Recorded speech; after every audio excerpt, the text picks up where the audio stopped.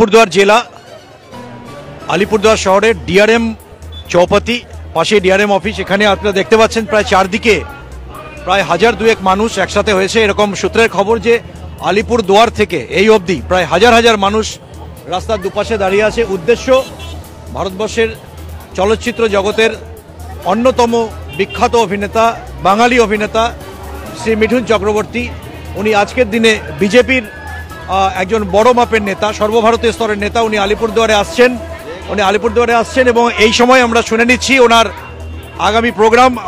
আমি ক্যামেরায় নেলসনকে বলবো চারদিকের ভিড়টা দেখাতে, যে মানুষের উৎসাহ খুব স্বতঃস্ফূর্ত এবং আমরা আশা করব আগামী দিনে ঠিক এইভাবেই স্বতঃস্ফূর্ত হয়ে মানুষ এই সমস্ত শান্তিপূর্ণভাবে মানুষ আসবেন এবং রাজনৈতিক ক্রিয়াকলাপে অংশগ্রহণ করবেন।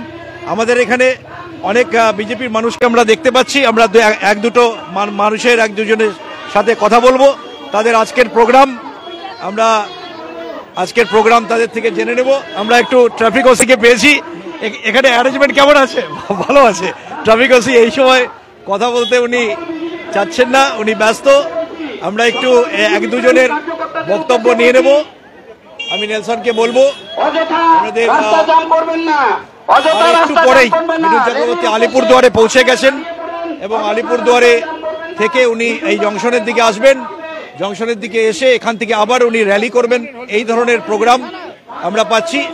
আর কিছুক্ষণ পরেই শুরু হবে ভারতবর্ষের অভিনয় জগতের অন্যতম নাম এবং অন্যতম বিজেপি নেতা শ্রী মিঠুন চক্রবর্তী আর কিছুক্ষণের মধ্যেই আমাদের এই আলিপুরদুয়ার জংশনে এসে পৌঁছাবেন।